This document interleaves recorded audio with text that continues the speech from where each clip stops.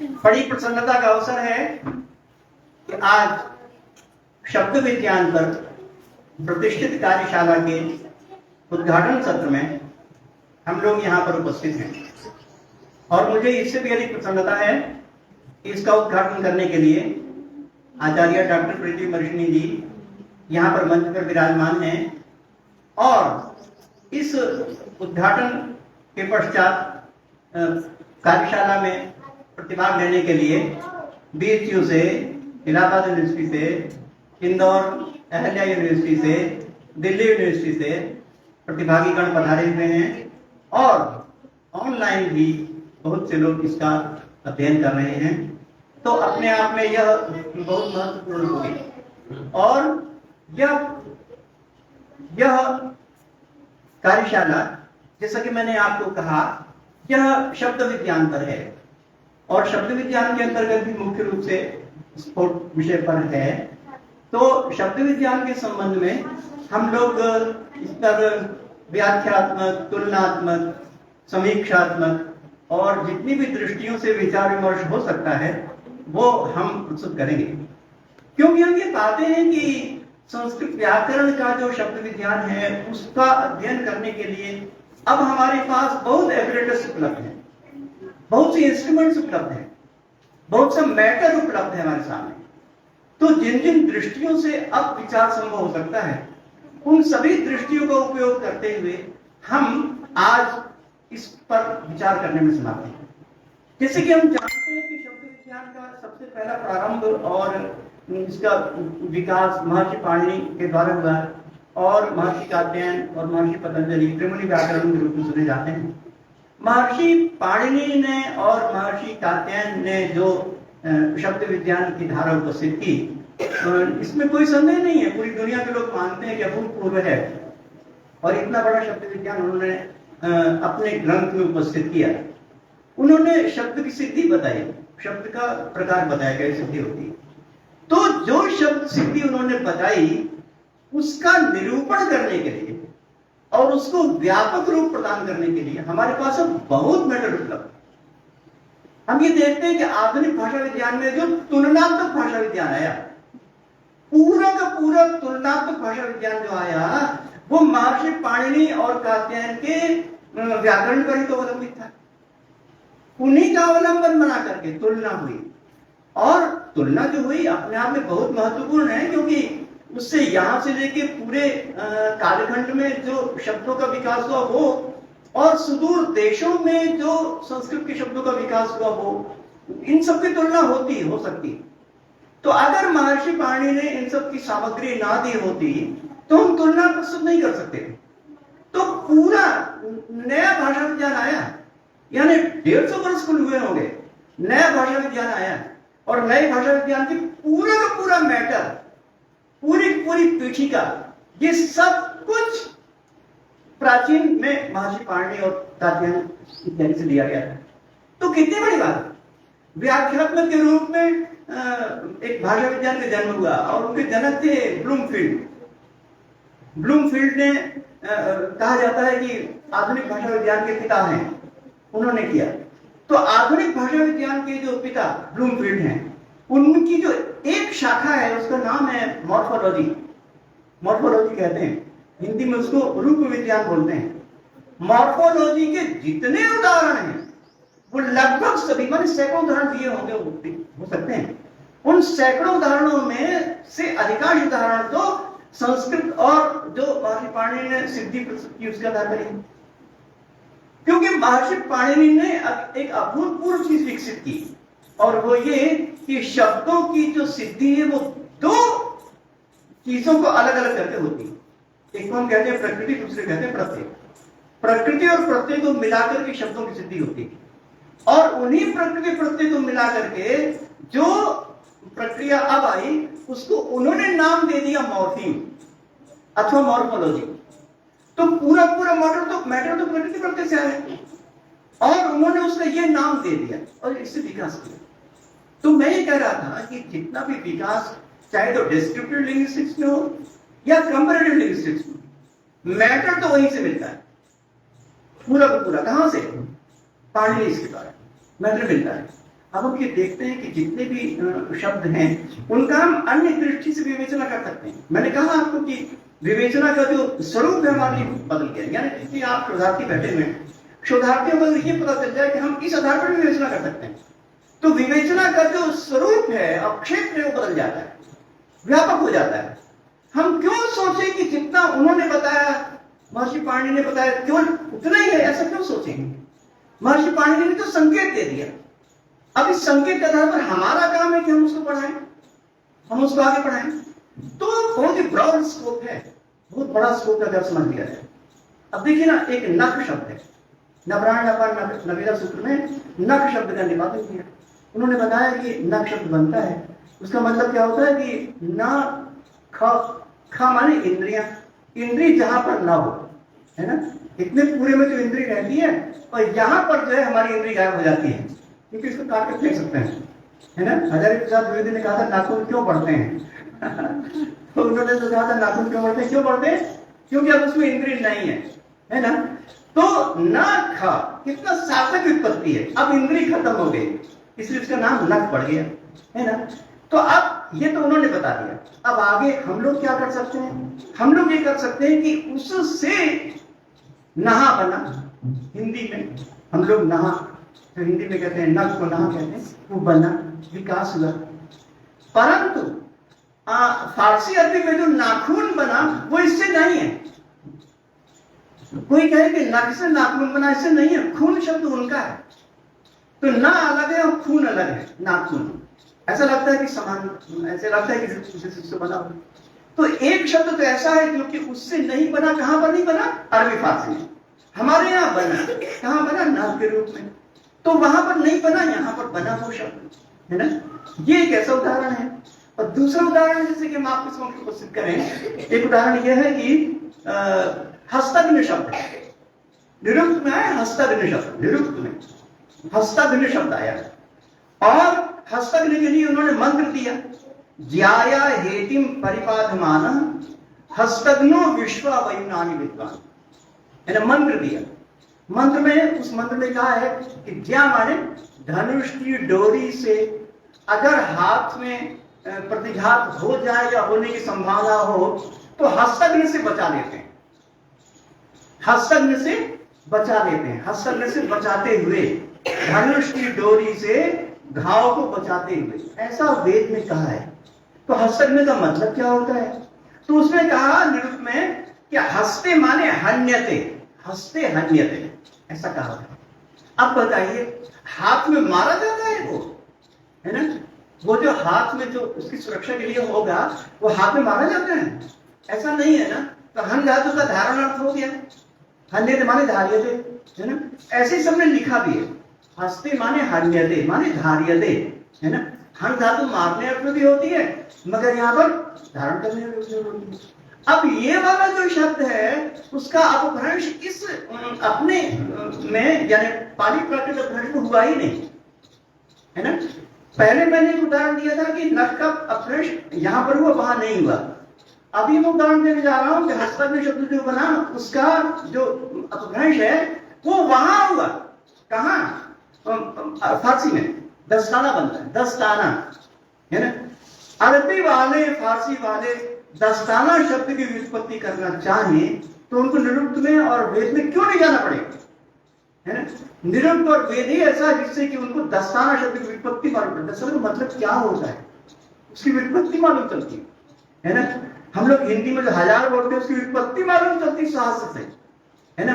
आजकल कोई नहीं बोलता सहस्र, सब बोलते हैं हजार, पूरी दुनिया बोलती है हजार। पूछो उनसे कि हजार कहां से आया, तो यहाँ संस्कृत पढ़ना पड़ेगा, है ना। तो जो उसका मूल है उसको खोजने के लिए संस्कृत में इन शब्दों के लिए आना पड़ता है। इसलिए मैंने कहा बहुत व्यापक है। जब हम यहां से लेके अपने देश की सीमा प्रांत से आगे बढ़ जाते हैं और उन सबके द्वारा तुलना करते हैं तो क्षेत्र व्यापक हो गया कि नहीं, है ना। किसी भी भाषा को ले सकते हैं, यानी अपने देश से बाहर में जितनी भाषाएं हैं अगर हम उनको उनकी भाषा का मालूम हो तो उन भाषा को ले सकते हैं। तो कितना बड़ा व्यापक क्षेत्र है। आजकल जो रिसर्चेस होती है उसमें इन सब पर क्यों नहीं रिसर्च होती, है ना। अन्य जो विदेशी लोगों ने काम किया वो एक भाषा वहां की ले ली और एक संस्कृत में ले लिया, उन दोनों को मिला के तुलना कर दी, फेमस बन गया। नाम हो गया उनका, है ना। अब ये भी तो हो सकता है ना। हम क्यों केवल इतना करें कि कालिदास में ऋतु का निरूपण कहाँ आया है, ये सामान्य बात हो गई ना। हम ये बड़ी बड़ी चीजें क्यों नहीं करते, है ना। मैं बता रहा हूँ कि व्यापकता है, ये व्यापकता इस पाणिनि ने हमको व्यापकता प्रदान की है। हमें सामर्थ्य अब आया है कि हम इसको ले, है ना। अब परिपुष्ट करने के लिए कितनी चीजें उपलब्ध है, कंप्यूटर देख सकता हूँ उपलब्ध है, जहां भी आप रख लें कि वो शब्द किससे ट्रेस करता, सब कुछ में मिल रहेगा, है ना। तो ये सब काम करना चाहिए। तो ये काम पाणिनि और कात्यायन ने किया, है ना। मैं बहुत जल्दी अपनी बातों को समेट रहा हूँ। उसके पश्चात पतंजलि आए, और पतंजलि ने भी पाणिनि और कात्यायन की व्याख्या की, उनकी बातों को बताया कि पाणिनि ने कैसा किया, कात्यायन ने कैसा किया। मगर जब पतंजलि आए तो उन्होंने एक काम दूसरा कर दिया, एक काम दूसरा कर दिया। दूसरा काम ये किया कि उन्होंने व्याकरण को दर्शन के रूप में उपस्थापित कर दिया। व्याकरण को दर्शन के रूप में उपस्थापित करने का क्रेडिट, श्रेय सबसे पहला पतंजलि को जाता है ना। और व्याकरण को दर्शन का रूप जो दिया उन्होंने, उसको नाम दिया आगे चलकर सर्वदर्शन संग्रह। आपने देखा होगा माधवाचार्य की पुस्तक सर्वदर्शन संग्रह में पाणिनि दर्शनम लिखा हुआ है। पाणिनि दर्शनम, इसका मतलब है कि दर्शन के रूप में आ गया था, है ना। तो पाणिनि दर्शनम ये कहां से आया, ये उससे आया, पतंजलि से आया, है ना। तो जितनी विद्याएं हैं वो विद्या होती है, उसके पश्चात उसका दर्शन बनता है ना। पोएम होता है, फिर पोएटिक्स होती है। पोएम होता है, फिर पोएटिक्स होती है। काव्य होता है, फिर काव्य शास्त्र होता है ना। तो काव्य कौन सा है, रघुवंश है, अभिज्ञान शाकुंतलम, ये तो काव्य हो गया। और काव्य शास्त्र कौन सा है, काव्य शास्त्र मम्मट है ना। तो काव्य एक अलग चीज हो गई, पोएम एक अलग चीज हो गई, और पोएटिक्स अलग चीज हो गई, है ना। कोश, लेक्सिकन जो कोश है वो एक चीज हो गई, और साइंस ऑफ लेक्सिकन, कोश का विज्ञान जो है वो एक हो गया। तो हम दोनों में काम कर सकते हैं, किस में, साइंस में भी और काव्य में भी। तो पतंजलि ने दोनों बातें पूछी। पतंजलि का जो ग्रंथ है इतना विशाल और बड़ा है, उन्होंने ऐसे नहीं कहा कि भाष्यात्मक गंभीर है, ऐसे नहीं कह दिया। तो उसमें कारण है, कारण यही है कि उन्होंने दोनों प्रकार की वस्तु की, दोनों प्रकार की कौन सी सिद्धियां भी बताई। पूर्व पर किया गंगा सिद्धि विधि की बहुत सी बातें, बहुत बातें सिद्धियों की, मगर दर्शन की बातें। तो दर्शन में क्या आता है, दर्शन में यह आता है कि जो भी व्याकरण में जितनी बातें हैं उनकी परिभाषा है। जैसे कारक कहें, है ना, लिंग कहें, द्रव्य कहें, काल कहें, क्या होता है वो, है ना। कारक, द्रव्य, लिंग, इसकी डेफिनेशन क्या होती है, और वो जो डेफिनेशन है वो व्याकरण के अनुसार क्या होती है। क्योंकि हर एक शास्त्रों में जो डेफिनेशन है ना वो बदलती रहती है, और बदलना पड़ता है ना, बदलना पड़ता है। ऐसा हो जाता है क्योंकि बदल गया। जितने भी शास्त्र हैं उन सब शास्त्रों में विभिन्न की जो डेफिनेशन दी गई है, परिभाषा दी गई है, उससे कभी तो लौकिक जो लोग हैं उसको नहीं मानते, अलग अलग कर लगते हैं। और कभी इस शास्त्र की बात भी, इस शास्त्र की जो डेफिनेशन है वो उस शास्त्र में नहीं लगती, है ना। डेफिनेशन जो है वो एक में जो बताया दूसरे में नहीं लगती, तो अलग अलग डेफिनेशन बनानी पड़ती है ना, अलग अलग डेफिनेशन बनानी पड़ती है। कभी कभी ऐसा होता है कि एक शास्त्र में कोई बात बताई, वो लोग वाले नहीं मानते, है ना, उसको नहीं मानते। अब देखिए ना, न्याय शास्त्र है, न्याय शास्त्र में कहा कि द्रव्य में क्रिया होती है, द्रव्य में गुण होता है ना, और गुण में गुण नहीं रहता, गुण में क्रिया नहीं रहती। ऐसा उन्होंने डेफिनेशन बनाई। किसने बनाई, न्याय वालों ने बनाई। परंतु लोग तो मानते ही नहीं, लौकिक वाले तो न्याय वाले की बात मानते ही नहीं, है ना। वो एक का श्लोक है, वाते वाति सुगंध पुष्प स्वरूप केन प्रदारिष्यते। कितना बढ़िया है ना। एक से एक चीज उन्होंने बनाई है, वाते वाति सुगंध पुष्प स्वरूप केन प्रदारिष्यते। उसका मतलब यह है कि जब फूलों बगीचे में कोई बैठा है, क्यों नहीं, बगीचे में कोई बैठा है और फूलों की सुगंधी आ रही है, तो कौन ऐसा है कि जो कि नाक में रुमाल डाल के बैठेगा, है ना। कौन ऐसा है जो नाक को बंद करके बैठेगा, है ना। सुगंध पुष्प स्वरूप वाति, सुगंध पुष्प स्वरूपी के चलने पर, है ना, हमारे पास उपस्थित होने पर केन प्रतारिष्यते, कौन मना कर देगा? क्यों जी, कौन मना कर देगा? अनायास आ रही है वो, है ना, इतनी बढ़िया सुगंध अनायास आ रही है, मुझको कुछ नहीं करना पड़ रहा और आ रही है। केन प्रतारिष्यते, कौन मना कर देगा? ठीक है ना। श्लोक तो बहुत अच्छा है, भाव भी बहुत अच्छे हैं, पर तुम न्याय के अनुसार देखते हैं। न्याय के अनुसार यहाँ पर सुरभि जो है वो सुगंध है, और गंध क्या है? गुण है। और न्याय वाले कहते हैं गुण में क्रिया रहती ही नहीं, है ना। तो सुगंध पुष्प सुरभो वाति कैसे बन गया? है ना, सुगंध पुष्प सुरभो वाति, सुगंध पुष्प सुरभि के होने पर, है ना, वाति माने चलने पर, कैसे बन गया? नहीं होना चाहिए ना, न्याय के अनुसार सब नहीं होना चाहिए, परंतु काव्य में लोग करते हैं। तो मैं ये कह रहा था कि डेफिनेशन बदलती है। डेफिनेशन माने जो उन्होंने माना ये बहुत जरूरी नहीं कि लोग को भी माने, है ना, लोग को माने ये बड़ा जरूरी नहीं है। इसी प्रकार से व्याकरण में भी जो डेफिनेशन आई, व्याकरण डेफिनेशन करना पड़ा। पतंजलि ने जो व्याकरण की डेफिनेशन की उसको करना पड़ा, क्यों? क्योंकि न्याय के डेफिनेशन से काम नहीं चलता, अन्य लोगों ने जो डेफिनेशन की उससे काम नहीं चलता, उनको अपना करना पड़ेगा, है ना। अब बताया कि जो द्रव्य है, द्रव्य क्या होता है? तो द्रव्य क्या होता है, ये न्यायवालों ने क्या कहा कि द्रव्य क्या होता है? जिसमें गुण रहता है, जिसमें क्रिया रहती है, उसको बोलते हैं द्रव्य। क्यों जी, क्रियाश्रय द्रव्य में ही तो है ना, गुण जिसमें रहता है और जिसमें क्रिया रहती है उसको द्रव्य कहा जाता है। परंतु हम देखते हैं कि जो जिसमें गुण ना रहे, जिसमें क्रिया ना रहे, वो तो द्रव्य नहीं होगा ना। तो जितने भाववाचक शब्द हैं उसमें तो गुण और क्रिया नहीं रहती, है ना। जाड्य, मौर्घ्य, पांडित्य, कार्यता, कारणता, पितृता, जनकता, जन्यता, है ना, इस जैसे शब्द को न्याय वाले क्या कहते हैं?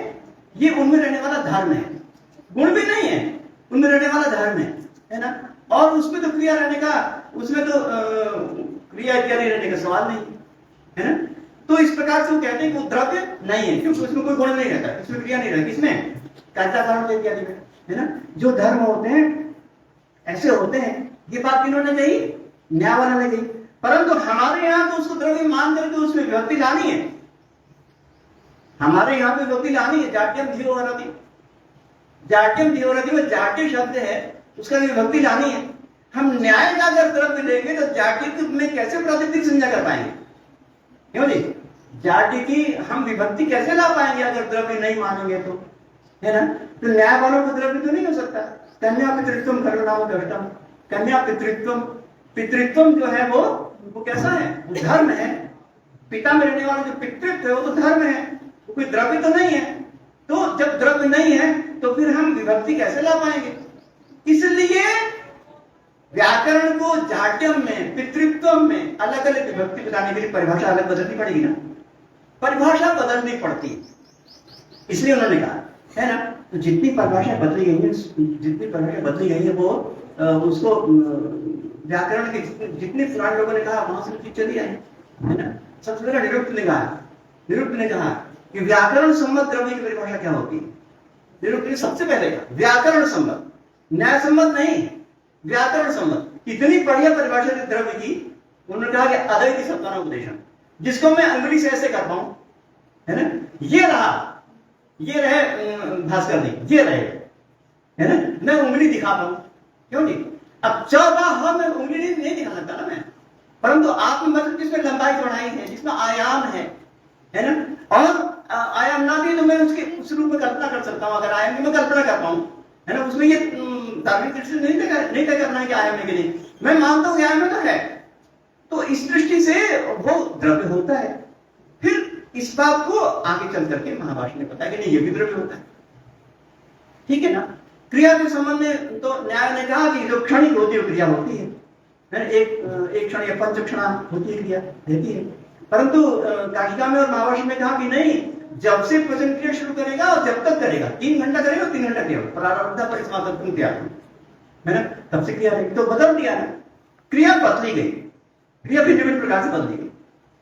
तो ये परिभाषाएं अलग अलग प्रकार से दी। हम स्फोट पर आते हैं, मुख्य रूप से हम बात स्फोट पर कर रहे हैं, इसलिए हम स्फोट पर आते हैं। स्फोट नाम का एक सिद्धांत जिसके द्वारा व्याकरण पहचाना जाता है। व्याकरण की पहचान होती है स्फोट के द्वारा, क्योंकि विलक्षण सिद्धांत है। अन्य किसी भी शास्त्र में ये सिद्धांत पाया नहीं जाता, अन्य किसी भी सिद्धांत में कहीं पर भी ये सिद्धांत पाया नहीं जाता। एकमात्र व्याकरण में ये सिद्धांत आविष्कृत हुआ और वहीं इसका प्रचार हुआ, वहीं इसका खूब प्रचार हुआ। तो ऐसा है स्फोट का सिद्धांत। तो ये जो स्फोट का सिद्धांत है ना, वो कहां से प्रचारित हुआ?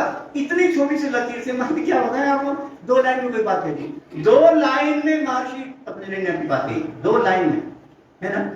2 लाइन में जो बात कही महर्षि पतंजलि ने, उससे इतना बड़ा सौध बना, इतना बड़ा महल बना कि उसको देख के लोग अद्भुत हैं, उसको देख के लोग आश्चर्य है ना। जो स्फोट का नाम है वो महाभाष्य की ओर 2 जगह आया है, और एक जगह जो है वो भी उसमें नाम नहीं लिया है ना। ये नो चैप्टर के शासनालांगुट वाले जो उदाहरण है, उसमें उन्होंने नाम नहीं दिया है ना। व्याख्या वाले कहते हैं कि ये स्फोट का जिक्र है उसमें, परंतु उन्होंने नाम नहीं दिया। क्यों नहीं? एक जगह पर नाम दिया है, स्फोट शब्द ध्वनि शब्द गुण, बस एक ही शब्द में नाम ले दिया है केवल, है ना। और तो कहीं कहा नहीं। परंतु इसके पश्चात भी उसका जो प्रचार प्रसार विकास हुआ वो अभूतपूर्व है अपने आप में।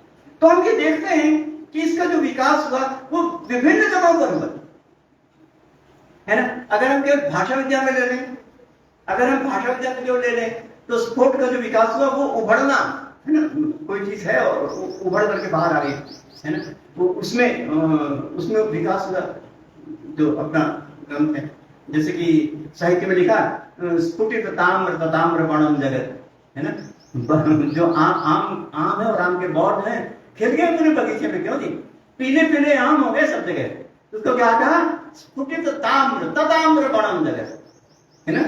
जो पीले पीले आम हैं वो वन हो गया, जंगल हो गया, और वो सब जगह उभर आए। तो वहां पर स्फुटित शब्द का प्रयोग किया गया, है ना। स्फुटित शब्द का प्रयोग किया गया। तो यहाँ पर व्याकरण में अथवा जो पाली प्राकृत अपभ्रंश में जो इसका विकास हुआ, तो स्फुटित शब्द से क्या होता है? फोड़ना होता है, फूटना होता है ना। फुड़िया होता है, फोड़ा होता है। यही शब्द बनेंगे, यही शब्द इनसे बनते हैं, बन सकते हैं। तो ये सब शब्द पाली प्राकृत में इस धातु से बनते हैं। सबका अर्थ उभरना होता है, नई चीजों को लाना होता है, इस अर्थ में होते हैं। तो ये पाली प्राकृत अपभ्रंश में साहित्य में कैसे प्रयोग हुआ है। और जो साहित्य है, जो कि दर्शन साहित्य है, उसमें भी कहीं कहीं प्रयोग हुआ है। जैसे कि एक जगह प्रयोग हुआ अक्षराणाम अकारस्तम स्फोटस्तम वर्ण संश्रय, है ना। एक श्लोक है अक्षराणाम अकारस्तम स्फोटस्तम वर्ण संश्रय, एक श्लोक है। क्या बोलूं? अक्षराणाम अकारस्तम स्फोटस्थम वर्ण संश्रय। क्या मतलब? कि अक्षरों में आकार हो, मतलब जो मूलभूत होता है ना, उसका जिक्र किया गया है। जितने भी 63-64 अक्षर हैं, उनमें सबसे मूलभूत कौन है? सबसे मूलभूत अक्षर है अ, है ना। मानते हैं कि अ से उत्पत्ति हुई है पूरे अक्षरों की, है ना। आपका अक्षर में है ना, शायद अक्षर में आपको शोध है ना। हाँ, तो अक्षर पर जो है उसमें लिखा है कि मूलभूत अक्षर जो है अ, है ना। अ अक्षर मूलभूत कैसे प्रकट कर पाएंगे? तो वो उन्होंने माना। और वर्णों का भी जो आधार है, सभी वर्णों का आधार है कौन? स्फोट, है ना। सभी वर्णों का आधार जो होगा अ, और अ का भी आधार जो होगा सब वर्णों को मिला के वो स्फोट होगा। तो स्फोटस्तम, तुम स्फोट हो, है ना। अक्षरों में आकार हो और सब वर्णों को मिला दिया जाए तो उनमें तुम स्फोट हो, ऐसा उसने कहा है। तो इस प्रकार से उसने कहा। तो अब ये जो स्फोट का बात आई, वो इतनी प्रचारित हुई कि सब लोगों ने इसको स्वीकार किया। मतलब साहित्य में भी उसको स्वीकार किया। साहित्य में भी मोहम्मद ने सबसे पहले शुरू में कह दिया प्रधान भूत स्फोट रूप व्यंग्य व्यंजक शब्दस्य ध्वनिर्ति व्यवहार। सबसे पहले कह दिया, नाम ले दिया स्फोट।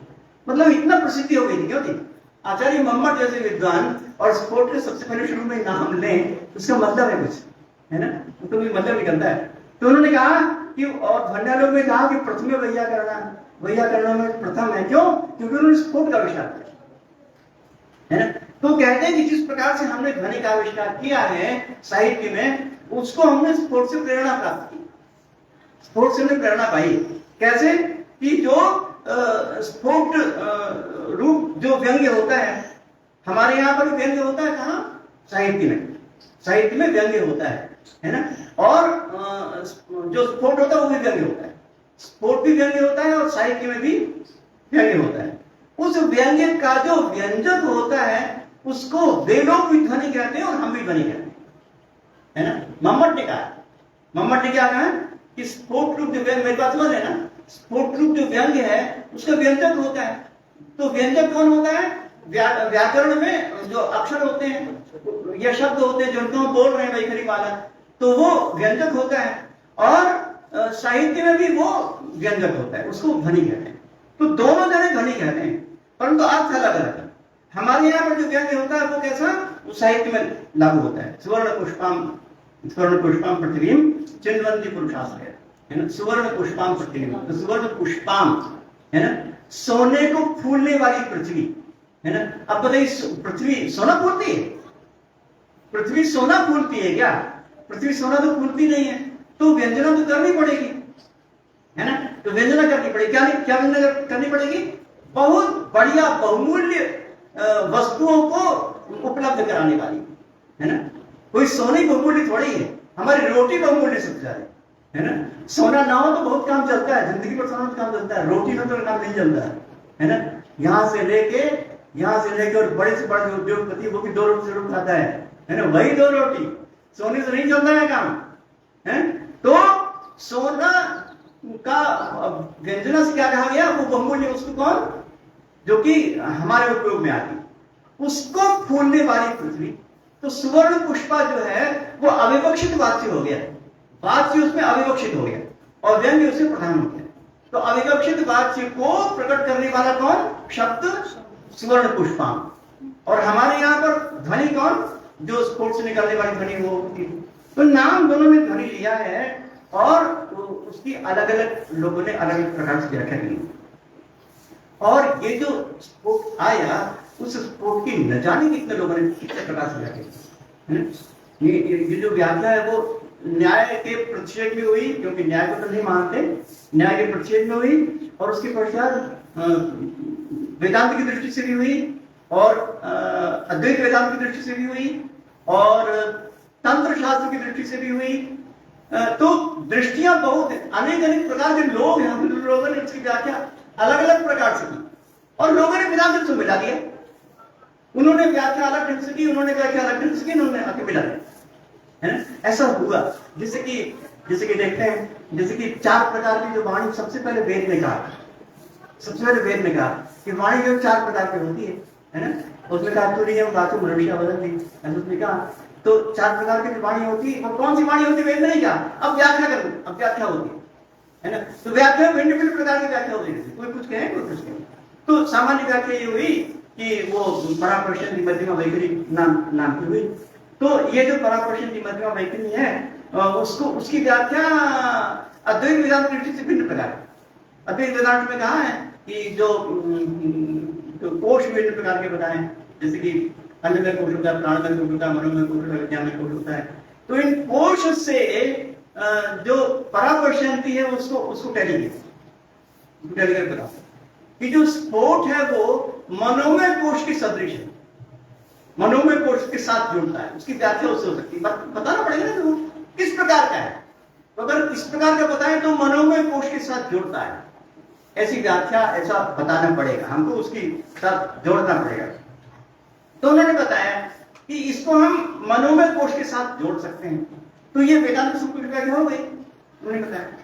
अब उसके पश्चात तंत्र वालों ने कहा कि परावाग मूल चक्र था, पश्यंती नाभि संस्थित है। मूल चक्र में परा होती है, नाभि में पश्यंती होती है। हमको तंत्र शास्त्र का अभ्यास नहीं है, इसलिए हम उसके कुछ नहीं बता सकते, परंतु उन्होंने अलग प्रकार से बताया। मतलब तंत्र शास्त्र के बताने की जो व्याख्या है वो अलग प्रकार की, और परापश्यंती के मनोमय कोश को बताने वाली जो व्याख्या है वो अलग प्रकार की है ना, अलग प्रकार की व्याख्या। परम लघु मंजूषा में दोनों को मिला दिया। परम लघु मंजूषा में तंत्र शास्त्र की व्याख्या मैंने कह दी परावाग वाली, और उसके पश्चात मनोमय कोश वाली व्याख्या में कह दी, दोनों को मिला दिया। तो दोनों को मिला से नहीं चलता काम, वो अलग तरीका है, अलग पद्धति है वो। तंत्र शास्त्र अगर करना तो उस ढंग से व्याख्या करनी पड़ेगी, मनोमुख की व्याख्या करनी तो अलग प्रकार करनी पड़ेगी।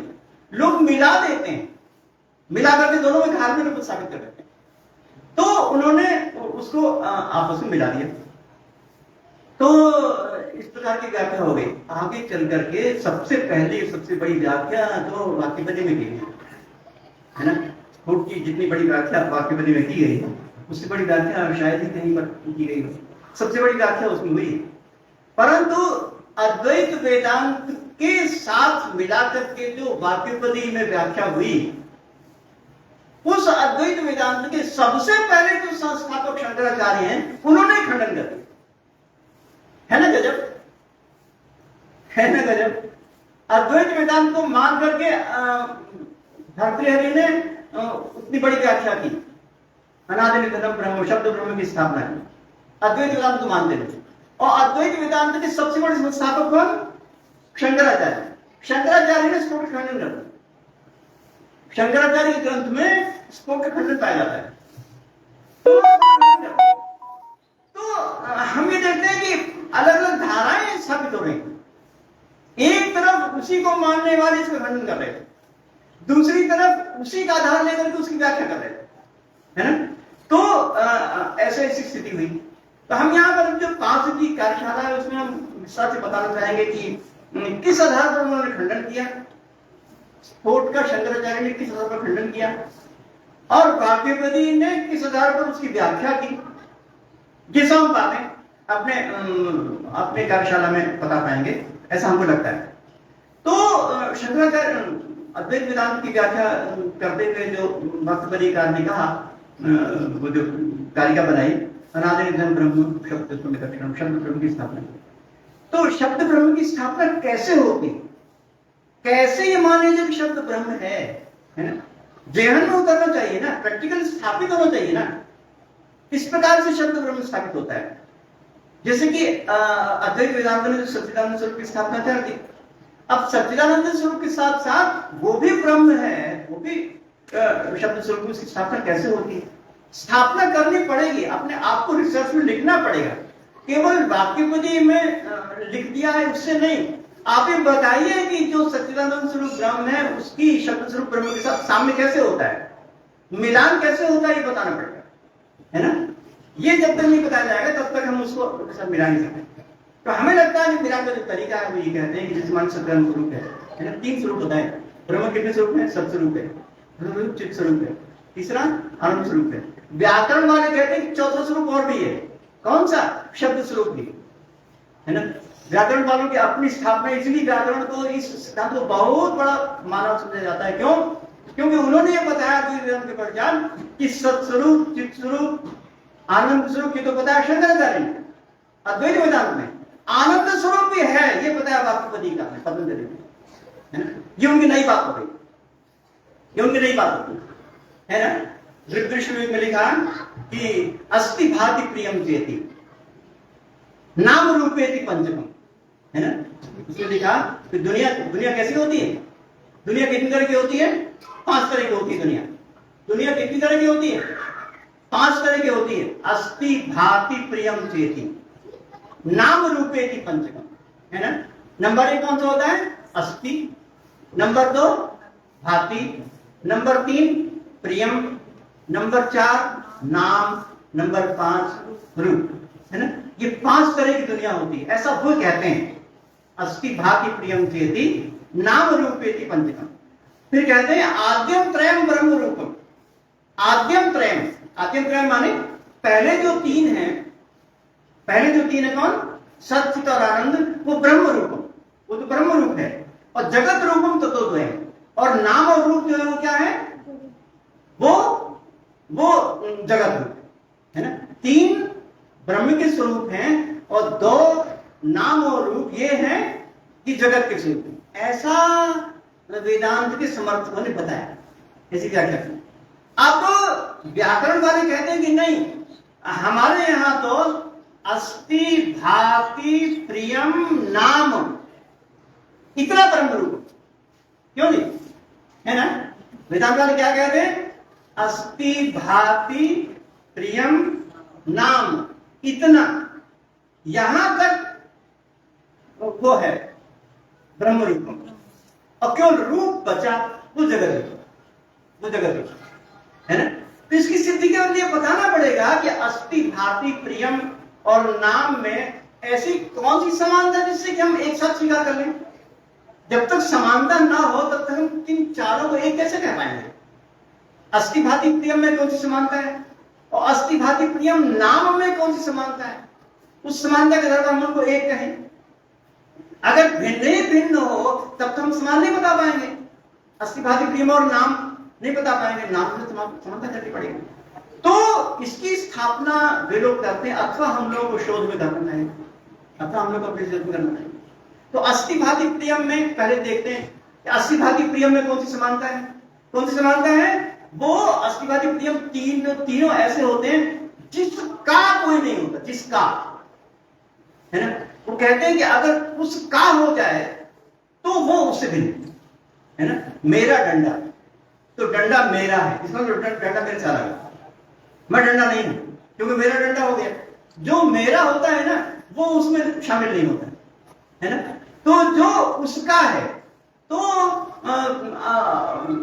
अवयवी अवयवी है, जितना भी तंतु होता है उसका पट होता है, पट का अन्य कोई होता है, तो जितना भी अवयवी उसका होता है वो उसको अलग करते जाएंगे। जब बच जाएगा तो कुल सत्य बचेगा, वही है उत्तर। और जो सत्य से दूसरी बात क्या होती है, सच्चिदानंद दूसरी बात क्या होती है, वो विभु होता है। ईश्वर जो है ब्रह्म होता है, वो कैसा होता है? विभु होता है। विभु कब हो सकता है? सर्वव्यापक। विभु माने सर्वव्यापक होता है। जो वस्तु विभु होती है, जो वस्तु सर्वव्यापक होती है, उसका डायमेंशन नहीं होता। एक बात पक्की है, एक बात पक्की है, अगर डायमेंशन होगा ना तो कभी विभु नहीं होगी, कभी सर्वव्यापक नहीं होगी। डायमेंशन माने क्या? लंबाई चौड़ाई मोटाई, है ना। 3 डायमेंशन होते हैं ना। तो छोटा से छोटा जो परमाणु होता है ना, छोटा से छोटा जो परमाणु होता है उसके भी डायमेंशन होता है ना। डायमेंशन होता है परमाणु, इसलिए वो व्यापक नहीं हो सकता, है ना। पहाड़ जो है, ये जितने बड़े से बड़े हम द्रव्य की कल्पना करें, अगर उसमें डायमेंशन होगा तो सर्वव्यापक नहीं होगा। आकाश सर्वव्यापक है, क्यों? क्योंकि आकाश में डायमेंशन नहीं होता, है ना। तो अगर हम ये कहना चाहें कि ईश्वर सर्वव्यापक है, ईश्वर विभु है, ब्रह्म विभु है, ब्रह्म सर्वव्यापक, क्या मानना पड़ेगा? डायमेंशन नहीं है ना, लंबाई चौड़ाई मोटाई नहीं है, ऐसा मानना होगा। तो मान लेते हैं कि सच्चिदानंद में ऐसा ही है। ईश्वर में ब्रह्म में क्या है? वो विभु है, इसलिए उसमें कोई विमा नहीं है, विमा से रहित है। तो सच्चिदानंद इस प्रकार का है, सच्चित और आनंद इसमें विमा नहीं है, विमा होने के कारण से वो ऐसा है, ठीक है ना। वो जगह नहीं घेरता। जो भी विभु होता है, जो स्थान होता है ना, वो क्या होता है? जगह नहीं घेरता, है ना। अणु परमाणु जितने भी होते हैं वो जगह घेरते हैं। अणु परमाणु जितने होते हैं वो जगह घेरते हैं। विज्ञान की पुस्तकों में है, विज्ञान की पुस्तकों में है कि अगर छोटा छोटा जो परमाणु होता है, जो अणु होता है ना, वो अणु होता है, वो दूसरा जब अणु आता है तो वो पहले वाले अणु को टक्कर मारता है, टक्कर मार के आगे बढ़ जाता है। विज्ञान की बैठी है, सुजाता जी बैठी हुई है, तो आपको ज्यादा बता पाएगी कि वो अणु जो होता है, अणु यहाँ पर घूमते रहते हैं, अणु घूमते रहते हैं। तो पहला वाला जो अणु को घूम रहे हैं, तो ये वाला अणु आता है, तो दूसरे वाले अणु को टक्कर मार आगे बढ़ जाता है ना। टक्कर मारने से वो आगे बढ़ जाता है। तो टक्कर क्यों मारी? क्योंकि उसमें लंबाई चौड़ाई मोटाई, क्यों? अणु में लंबाई चौड़ाई मोटाई जरूर होती है, टक्कर क्यों मारी, है ना। कोई भी अणु ऐसा नहीं जिसमें टक्कर ना मार सके। माइक्रोन मिली माइक्रोन की हो तो उसमें टक्कर होती है ना। तो वो क्यों होती है? क्योंकि वो स्थान घेरता है, स्थान घेरता है, टक्कर मारता है, स्थान घेरता है, इसलिए होती है। तो जितने भी पदार्थ हैं वो स्थान घेरते हैं, चाहे जितना भी छोटा हो। परंतु विभु पदार्थ कैसा होता है? विभु कैसा होता है? सर्वव्यापक पदार्थ कैसा होता है? वो टक्कर नहीं मार सकता, क्यों? क्योंकि उसमें स्थान घेरता ही नहीं। जो आकाश है ना, आकाश काल और ईश्वर, ये स्थान घेरते ही नहीं, है ना। तो वो स्थान नहीं घेरता। इसी प्रकार की विज्ञान की ऊर्जा है, हमारी साइंस में जो ऊर्जा है, 2 चीजें हैं ना, मैटर और एनर्जी, 2 चीजें हैं। तो उसमें से मैटर क्या होता है? वो स्थान घेरता है, और एनर्जी क्या होती है? वो स्थान नहीं घेरती। 15 करोड़ किलोमीटर से सूर्य की किरणें आई यहां तक, है ना। जब तक यहां पर आके टकराई नहीं, तब तक उन्होंने स्थान नहीं घेरा, चलिए वहां से यहां, है ना। तो वो स्थान नहीं घेरते। तो इस प्रकार की वो होती है। तो ये जो है कौन, जो अस्ति भाति प्रियम तीनों हैं, वो सच्चिदानंद स्वरूप ईश्वर और ब्रह्म के स्वरूप हैं। उन तीनों में खासियत है कि कौन कौन सी जो मैंने अभी बताई, कौन कौन सी? विभु होता है, सर्वव्यापक होता है, टक्कर नहीं मार सकता, स्थान नहीं घेर सकता, इस प्रकार की चीजें तीनों में पाई जाती हैं। यही तीनों चीजें व्याकरण वाले कहते हैं कि नाम में भी पाई जाती है। क्यों जी? अगर हम नाम को ब्रह्म माने, शब्द ब्रह्म माने, तो मानना पड़ेगा ना, कि मानना पड़ेगा कि जो शब्द होता है, जो शब्द होता है उनमें ये सब चीजें पाई जाती है, जो तीनों में लिखी हुई है ना, इसलिए पाई जाती है। तो व्याकरण वाले कहते हैं हाँ ऐसे ही है, व्याकरण वाले कहते हैं कि ऐसे ही है। वो कैसे कहते हैं कि शब्द क्या होता है? श्रवण होता है, एक श्रव्य होता है, और श्रव्य का आधार होता है ना।